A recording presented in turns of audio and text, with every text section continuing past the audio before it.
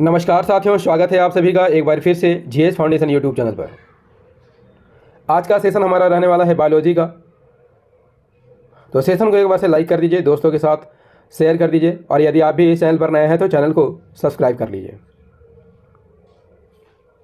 फटाफट से इस सेशन को दोस्तों के साथ शेयर कर दीजिएगा क्योंकि आज का सेशन काफ़ी महत्वपूर्ण होने वाला है। इसमें हमेशा की तरह 25 MCQ रहेंगे। इसके साथ आपको मिलेगा फुल एक्सप्लेनेशन। तो दोस्तों, यदि आप SSC, railway, state PSC, CDS, NDA, UPSC, PGD या फिर किसी भी कॉम्पिटिटिव एग्जाम की तैयारी कर रहे हैं तो ये सेशन आपके लिए काफ़ी महत्वपूर्ण रहेगा। तो दोस्तों, एक बार से सेशन को फटाफट से शेयर कीजिए। चलिए यहाँ पर सेशन की शुरुआत करते हैं दोस्तों अपने पहले प्रश्न से। पहला प्रश्न आपके स्क्रीन पर, घोंघा स्नेल द्वारा परागन कहलाता है। क्या कहलाता है दोस्तों? घोंघा द्वारा जो परागन होता है उसे क्या कहा जाता है? फटाफट से आंसर करेंगे, है ना। घोंघा द्वारा जो परागन होता है उसे क्या कहा जाता है? फटाफट से यहाँ पर आंसर करेंगे, ठीक है। घोंघा द्वारा परागन क्या कहलाता है? Option number D is the correct answer. Malacophily कहलाता है। क्या कहलाता है? मेलकोफिली।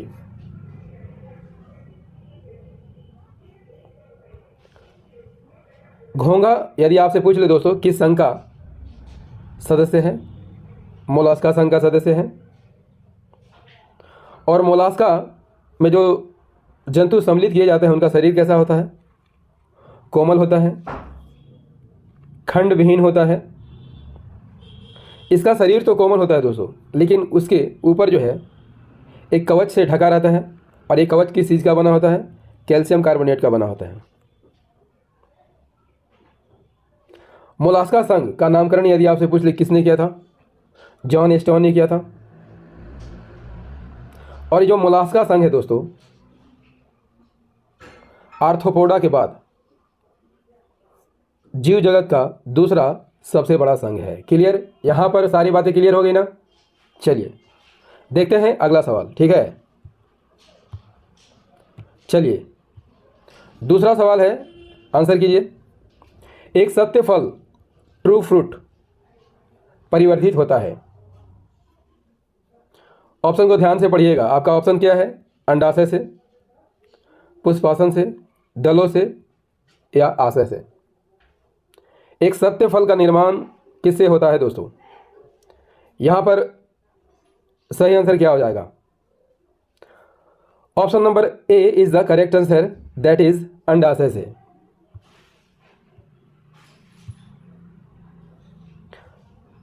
वैसे पादप जिसमें फल का निर्माण अंडाशय से होता है उसे क्या कहा जाता है? सत्य फल कहा जाता है। सत्य फल के उदाहरण क्या है? आम, मक्का, अंगूर आदि सत्य फल के उदाहरण हैं। क्लियर?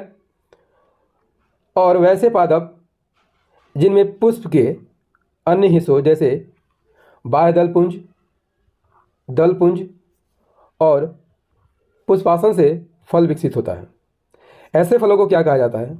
आभासी फल कहा जाता है।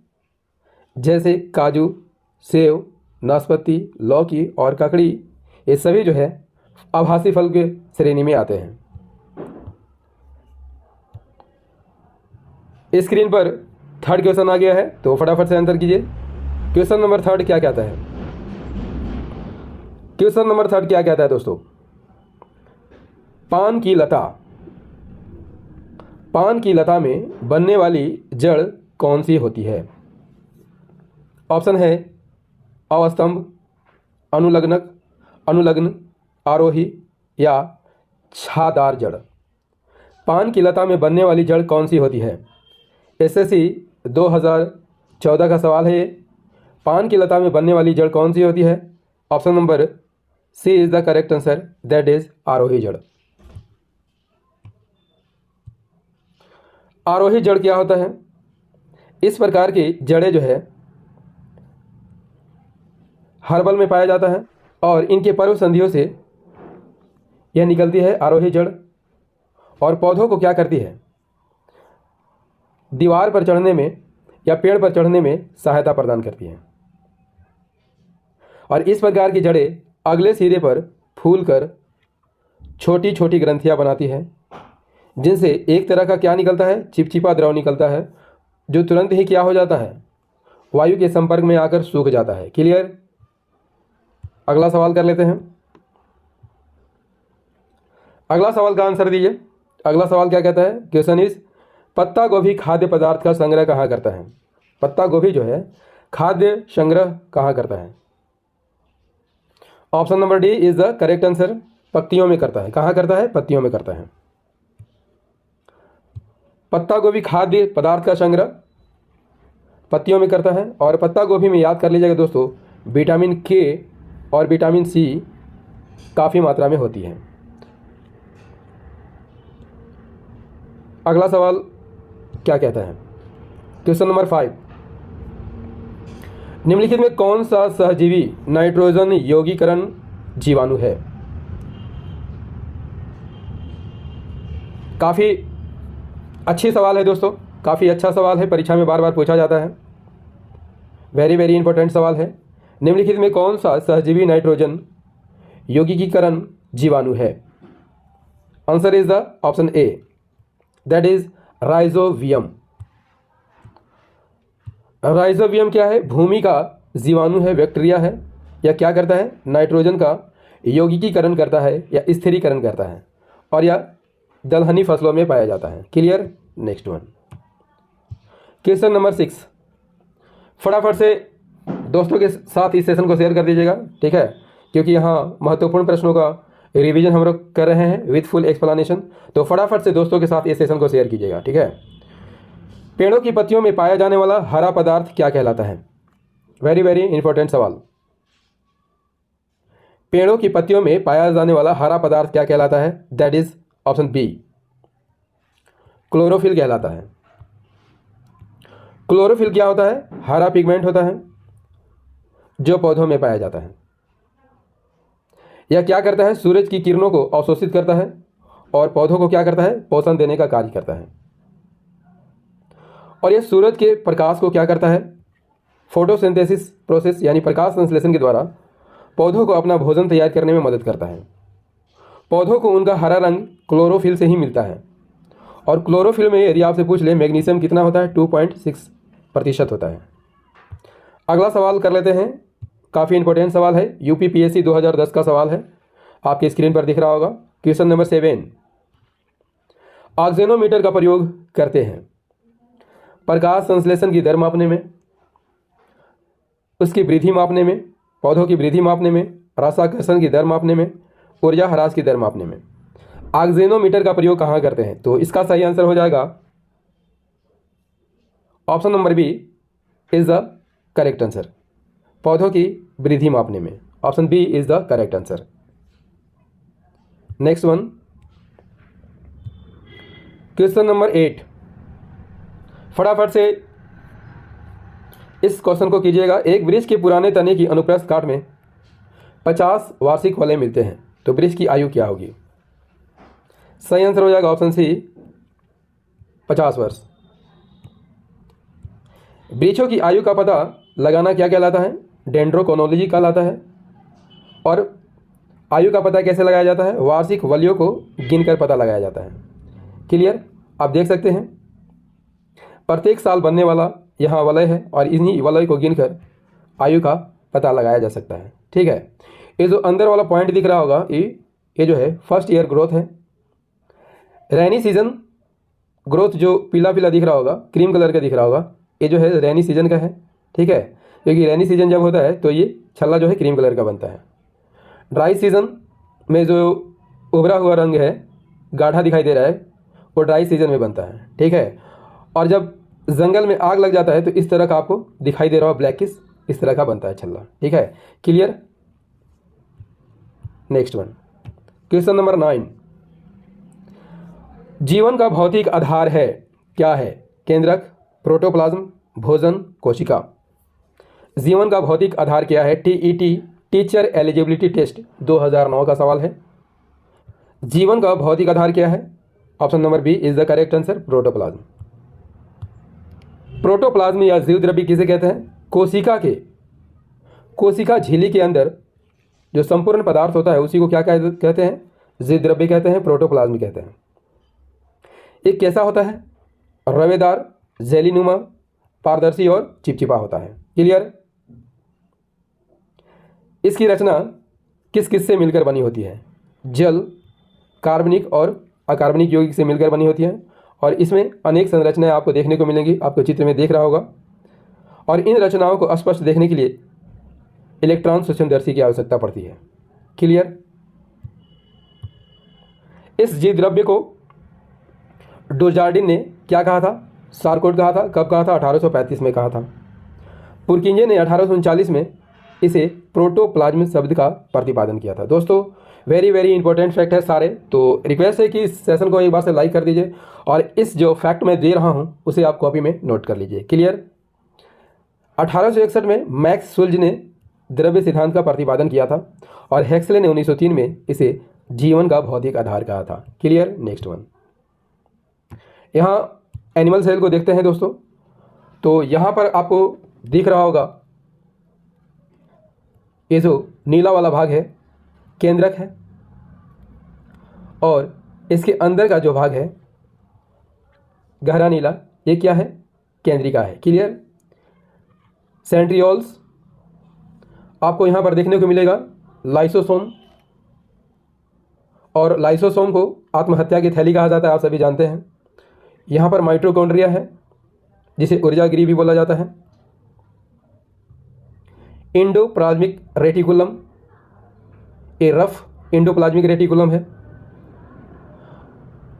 और जो ये दिख रहा है बैंगनी कलर का स्मूथ एंडोप्लाज्मिक रेटिकुलम है। माइटोकॉन्ड्रिया, लाइसोसोम, और ये जो पॉइंट दिख रहा है आपको ब्लैक ब्लैक ये क्या है? राइबोसोम। और राइबोसोम ही प्रोटीन का संश्लेषण करते हैं, आप सभी जानते होंगे दोस्तों। इसमें ये जो दिख रहा है क्या है? कोशिका झिल्ली है और इसी के अंदर द्रव भरा रहता है, इसे क्या कहा जाता है? साइटोप्लाज्म कहा जाता है। Clear? Next one, question number 10, कौन सा कोशिकांग प्रोटीन संश्लेषण में प्रमुख भूमिका निभाता है? IAS 2000 का प्रश्न है। यहां पर सही आंसर क्या हो जाएगा दोस्तों? Option number B is the correct answer, endoplasmic reticulum और राइबोसोम। क्लियर? चित्र में हम लोग समझ गए हैं कि एंडोप्लाज्मिक रेटिकुलम क्या है और राइबोसोम क्या है। क्वेश्चन नंबर 11, प्रोटीन का सर्वप्रमुख स्रोत कौन है? प्रोटीन का सर्वप्रमुख स्रोत कौन क्या है? सही आंसर हो जाएगा option D is the correct answer, soybean. Soybean का नाम यदि पूछ ले वैज्ञानिक नाम क्या है? ग्लाइसिन मैक्स है। इसके मुख्य घटक कौन कौन है? प्रोटीन, कार्बोहाइड्रेट और वसा। सोयाबीन में 42% प्रोटीन, 22% तेल, 21% कार्बोहाइड्रेट, 12% नमी और 5% क्या होता है? भस्म होता है। अगला सवाल, क्वेश्चन नंबर 12, मानव शरीर में त्वचा के नीचे विद्यमान वसा निम्नलिखित में किसके विरुद्ध अवरोधक का काम करती है? मानव शरीर में त्वचा तल के नीचे जो वसा विद्यमान रहती है, आपको यहां पर आंसर करना है वो किसके विरुद्ध अवरोधक का कार्य करती है। सही आंसर हो जाएगा ऑप्शन बी, शरीर में ऊष्मा को क्षय होने से बचाती है। वसा का निर्माण किससे होता है? कार्बन, हाइड्रोजन और ऑक्सीजन से मिलकर निर्माण होता है। वसा कितने प्रकार की होती है? 2 प्रकार की होती है, संतृप्त वसा और असंतृप्त वसा। वे वसाएं जिनकी रासायनिक संरचना सभी कार्बन परमाणु के एकल बंध द्वारा संयोजित होते हैं या बनते हैं उसे संतृप्त वसा कहता है। क्लियर? संतृप्त वसा में क्या क्या देखने को मिलेगा आपको? मांस, दुग्ध, दूध और दूध उत्पादन से बनी उत्पाद, मक्खन, मलाई, दही आदि, खाद्य पदार्थ जैसे बिस्किट, पेस्ट्री, नारियल का तेल, ताड़ का तेल, ये सभी जो है संतृप्त वसा में आते हैं। क्लियर? असंतृप्त वसा क्या है? ऐसी वसाएं जिनकी रासायनिक संरचना में कार्बन परमाणुओं की श्रृंखला में डबल बॉन्ड उपस्थित होता है उसे असंतृप्त वसा कहते हैं। और ऐसी वसाएं सामान्य ताप पर किस अवस्था में रहती है? द्रव अवस्था में रहती है। अधिकांश वनस्पति तेल असंतृप्त वसा होती है, लेकिन क्या होता है, नारियल का तेल और ताड़ का तेल बता चुका हूं कैसी वसा है? संतृप्त वसा का उदाहरण है। वसा शरीर को क्या करता है? शक्ति देता है, और इसलिए इसे शक्तिदायक ईंधन भी कहा जाता है। क्लियर? चलिए नेक्स्ट वन, क्वेश्चन नंबर 13। ऊंट बिना पानी पिए, ऊंट बिना पानी के कुछ दिनों तक मरुस्थल में कैसे रह लेता है? Option number B is the correct answer. अपनी कुबड़ में वसा जमा करता है और इसी का प्रयोग करके ऊंट जो है काफ़ी दिन तक मरुस्थल में रह लेता है। ठीक है। क्वेश्चन नंबर 14 क्या कहता है दोस्तों? सेशन कैसा लग रहा है? कमेंट करके जरूर बताइएगा। ठीक है। निम्नांकित भोजन में से किसे प्रति ग्राम सर्वाधिक ऊर्जा प्राप्त होती है? निम्नलिखित भोजन में से किससे प्रति ग्राम सर्वाधिक ऊर्जा प्राप्त होती है? सही आंसर क्या हो जाएगा? यहाँ पर सही आंसर हो जाएगा option number B is the correct answer, that is वसा। प्रोटीन और कार्बोहाइड्रेट से प्रति ग्राम कितनी ऊर्जा मिलती है? 4 कैलोरी। वसा प्रति ग्राम 9.3 कैलोरी। दोस्तों इसमें कार्बोहाइड्रेट जो है सबसे तेज होते हैं और वसा सबसे धीमी होती है, लेकिन वसा से जो है काफ़ी ऊर्जा मिलती है। ठीक है दोस्तों, इसीलिए सवाल भी पूछा जाता है कि यदि इंस्टेंट ऊर्जा की ज़रूरत होती है तो क्या लेंगे? तो आंसर हो जाएगा कार्बोहाइड्रेट लेंगे। Clear? Next one, question number 15 क्या कहता है? विटामिन शब्द किसने प्रतिपादित किया था? विटामिन शब्द को किसने प्रतिपादित किया था? सही आंसर हो जाएगा ऑप्शन सी, दैट इज फंक ने। कब किया था? 1911 में किया था। आइए काफ़ी इंपॉर्टेंट फैक्ट को देख लेते हैं। सारे विटामिन को यहाँ देखते हैं। विटामिन ए रासायनिक नाम क्या है? रेटिनोल। सी एस्कॉर्बिक अम्ल। D calciferol. E tocopherol.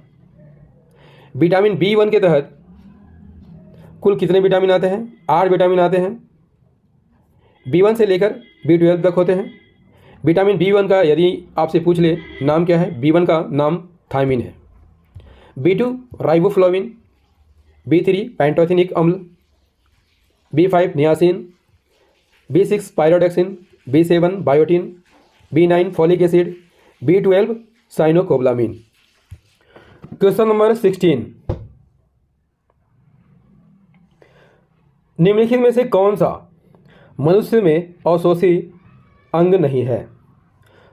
निम्नलिखित में कौन सा मनुष्य में अवशोषी अंग नहीं है? सही आंसर क्या हो जाएगा दोस्तों? Option number C is the correct answer.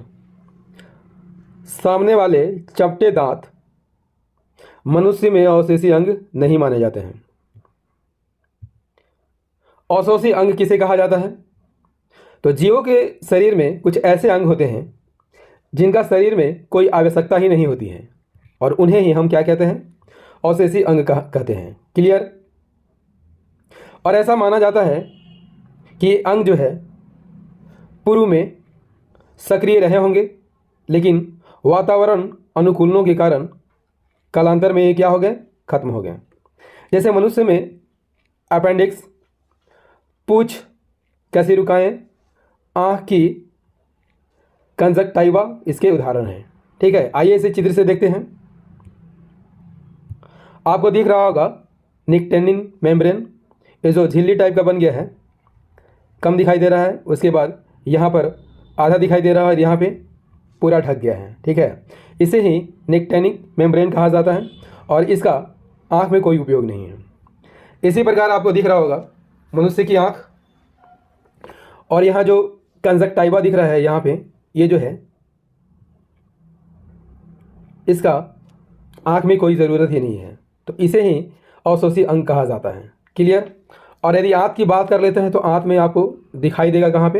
ये जो दिख रहा होगा ये क्या है? अपेंडिक्स है, और अपेंडिक्स का शरीर में आप जानते हैं कि कोई उपयोग नहीं है। Clear? Next one, question number 17 क्या कहता है दोस्तों? उत्परिवर्तन का सिद्धांत किसने प्रतिपादित किया था? Very very important question for your exam. उत्परिवर्तन का सिद्धांत किसने प्रतिपादित किया था? सही आंसर हो जाएगा हुगो डी व्रीज ने इसका प्रतिपादन किया था। उत्परिवर्तन का सिद्धांत कब दिया गया था? 1901 में दिया गया था। किसके द्वारा? हुगो डी व्रीज के द्वारा। इसके अनुसार क्या होता है? आकस्मिक उत्परिवर्तनों के फलस्वरूप जीवों की नई जातियां विकसित हो जाती हैं, और ये जो नई जातियां होती है पूर्व की जातियों से क्या होती है? भिन्न होती है। क्लियर?